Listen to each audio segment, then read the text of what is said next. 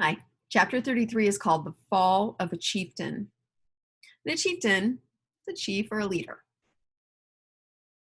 Okay, think about the leaders that are in this story, and you can make a prediction in your head right now. Who is going to fall? It's probably not literally just fall down. I mean, if you write a whole chapter about somebody falling down, maybe it's a really spectacular fall. Whenever you see a title, if you can make some predictions in your head, when you are proved right or wrong, your brain will go click onto that information. Prediction is one of the best strategies for reading comprehension. Like, you stop and think about it ahead of time, and our brains are made like that. They are like wrong, wrong, wrong, right, wrong, right, right, right, right, wrong, all through it. If you've made predictions, then your brain is going to be making judgments all the way through. And that helps you interact with the text and remember. Okay. Retention is all about how many times your brain has to click. I mean, there's probably not real clicking happening in there, but take my advice. Do predictions before you do your reading, and you'll do a little better on remembering what you read. My laundry's making noise in the background. Sorry about that. Okay, here we go. We've got chapter 33, The Fall of the Chieftain. And I'm reading my phone, so sorry if you see the top of my head. I guess I should put it up here. Okay. There never was such an overturn in this world. Each of these 6 men was as though he had been struck. But with Silver, the blow passed almost instantly.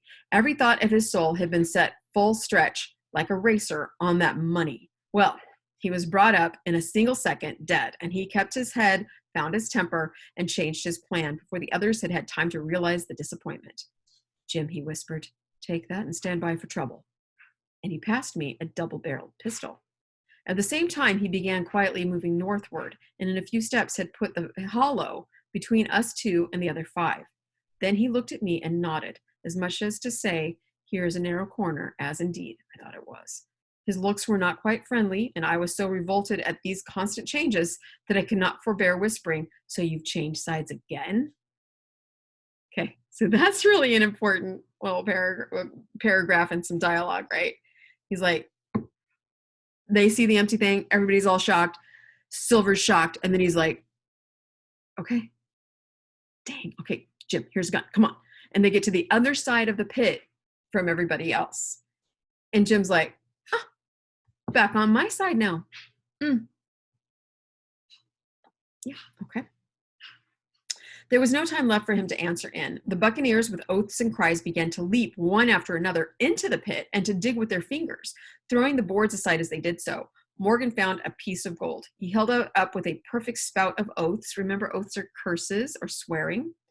It was a 2-guinea piece, and it went from hand to hand among them for a quarter of a minute. 2 guineas, roared Mary, shaking it at Silver. "That's your 700,000 pounds, is it? You're the man for bargains, ain't you?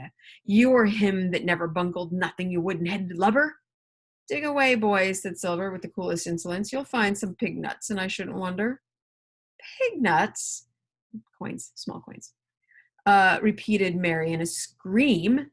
"Mates, do you hear that? I tell you now, that man there knew it all along. Look in the face of him, and you'll see it wrote there." "Ah, Mary," remarked Silver, standing for captain again. "You're a pushing lad, to be sure." But this time everyone was entirely in Mary's favor. They began to scramble out of the excavation, darting furious glances behind them. One thing I observed, which looked well for us, they all got out upon the opposite side from Silver. Well, there we stood, 2 on one side, 5 on the other, the pit between us, and nobody screwed up high enough to offer the first blow. Silver never moved. He watched them, very upright on his crutch, and looked as cool as ever I saw him. He was brave, and no mistake. At last, Mary seemed to think a speech might help matters.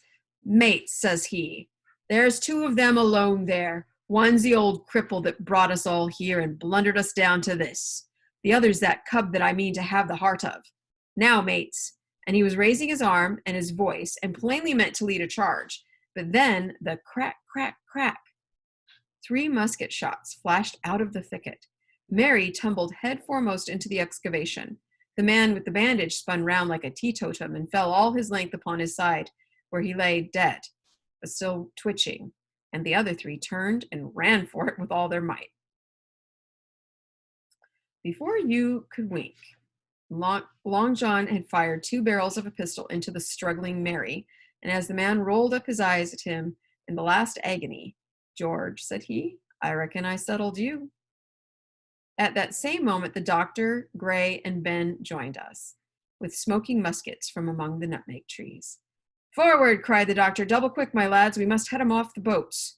And we set off at a great pace, sometimes plunging through the bushes to the chest. I tell you, but Silver was anxious to keep up with us. The work that man went through, leaping on his crutch till the muscles of his chest were fit to burst, was work no sound man ever equaled. And so thinks the doctor. As it was, he was already 30 yards behind us and on the verge of strangling when we reached the brow of the slope. "Doctor," he hailed, "see there, no hurry." Sure enough, there was no hurry. In a more open part of the plateau, we could see the 3 survivors still running in the same direction as they had started, right for Mizzenmast Hill. We were already between them and the boats, and so we 4 sat down to breathe, while Long John, mopping his face, came slowly up with us.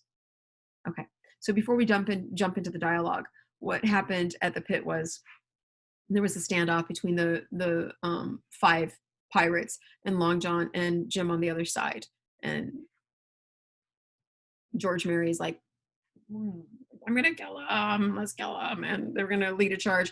And just as they're about to do that, 3 musket shots come from the woods, and George Mary falls into the pit. The guy with the bandaged head falls over dead, and the other 3 take off running. Okay, and then out of the woods comes the doctor, Abraham Gray, and Ben Gunn. Okay, and they have muskets. Okay, and then the remaining 3 pirates, there's only 3 left.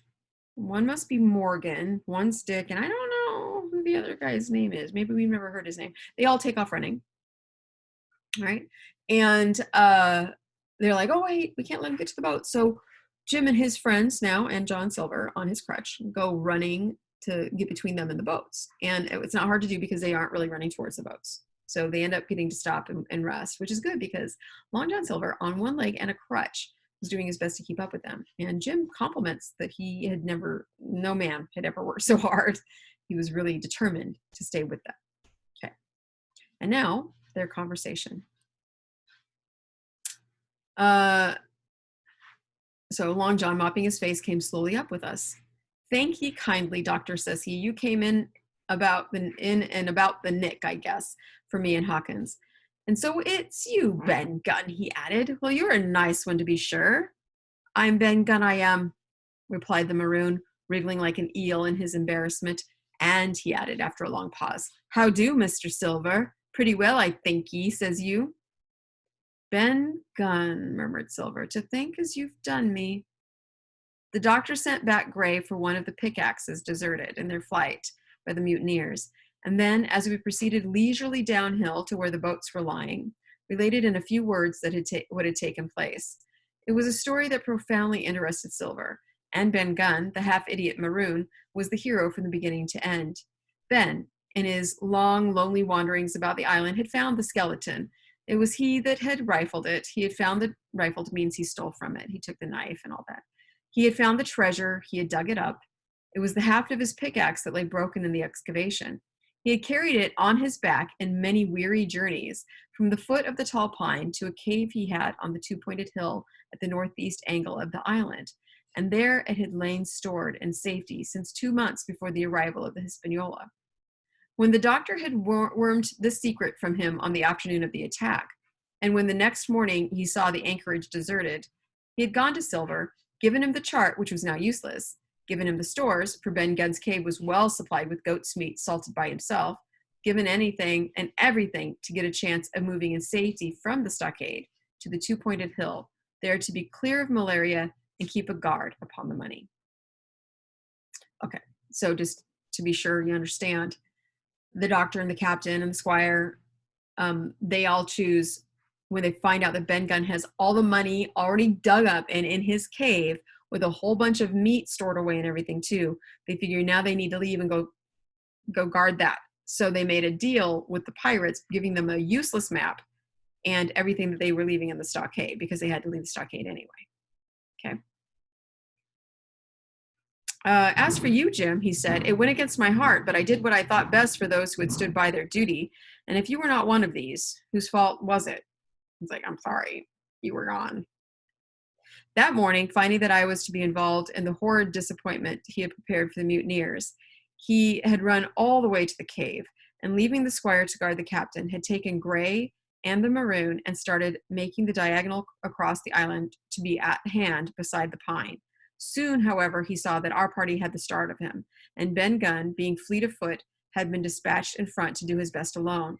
Then it had occurred to him to work upon the superstitions of his former shipmates, and he was so far successful that Gray and the doctor had come up and were already ambushed before the arrival of the treasure hunters. So the doctor, after talking to Jim that morning, had been like, we got to do something to save Jim. He's going to be in so much trouble when they find out there's no treasure. And so he ran back to Ben Gunn's cave where everybody was and told everybody about it, got Abraham Gray and Ben Gunn, went back to try to head him off, but they weren't going to make it. So he sent Ben, who's super fast, way ahead. And Ben got up there and he did his trickery. He pretended to be Captain Flint, and that slowed them down.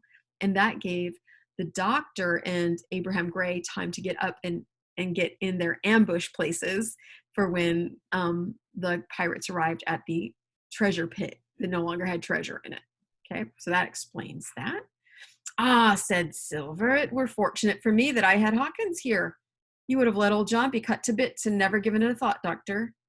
Not a thought, replied Dr. Livesey cheerily. And by this time we had reached the gigs. The doctor with the pickaxe demolished one of them, and then we all got aboard the other and set out to go round by sea for North Inlet. This was a run of 8 or 9 miles. Silver, though he was almost killed already with fatigue, was set to an oar like the rest of us, and we were soon skimming swiftly over a smooth sea.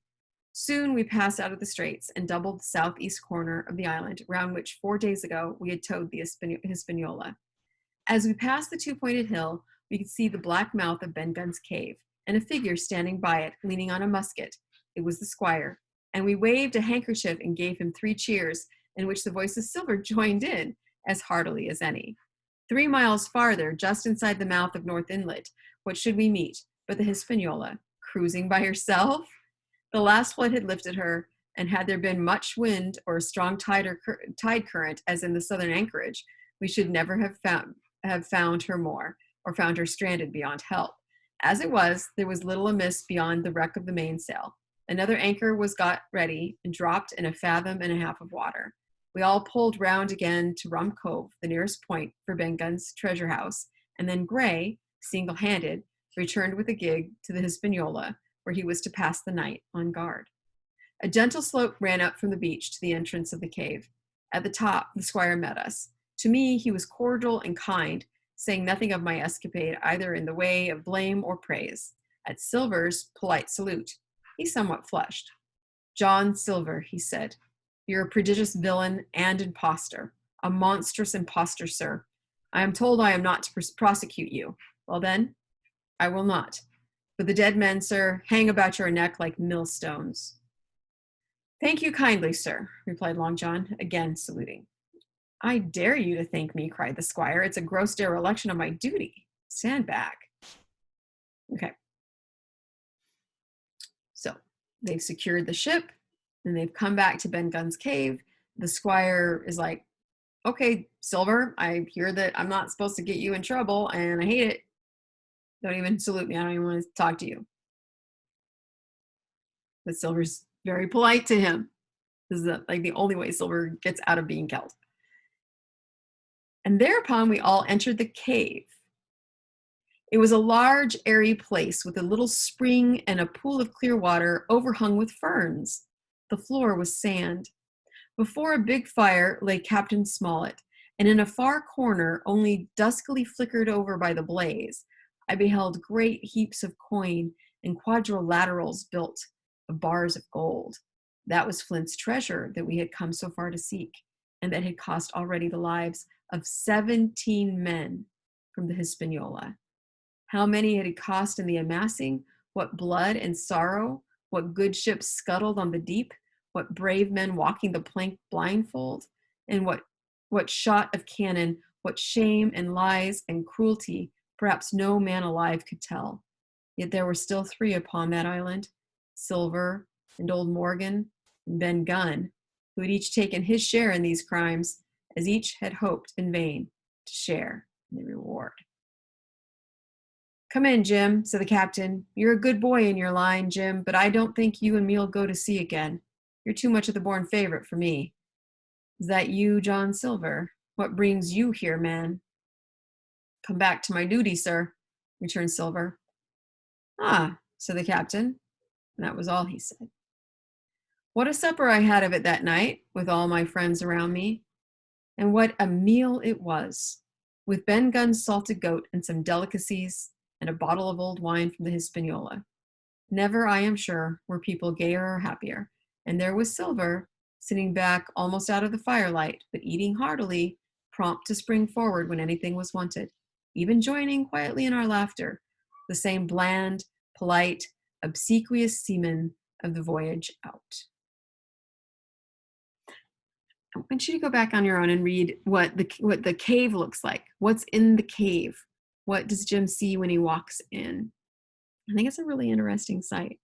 And it's interesting to note that now they're acting like John Silver is, well, they're letting John Silver act like he is part of their crew. It's interesting. Okay, we only have one more chapter to do. And take your time with this one. Make sure you get the paperwork done before you jump in to find out what happens. And the end. And literally, it's called "And Last," the last chapter. Okay, I'll see you for that.